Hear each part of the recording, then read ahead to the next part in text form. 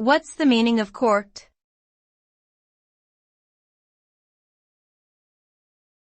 Corked.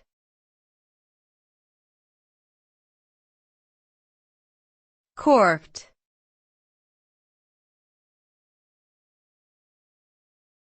Corked.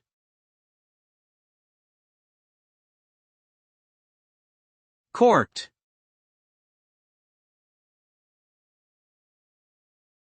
When a wine is described as corked, it means that the wine has been contaminated by a chemical compound called TCA, 2,4,6-trichloroanisole, which can be found in natural cork stoppers. This contamination can result in a musty, moldy odor and taste, often compared to damp cardboard or wet dog. The wine's flavors and aromas become muted and unpleasant, and it can no longer be enjoyed as intended. Once a wine is corked, there is no way to reverse the damage, and the bottle must be discarded.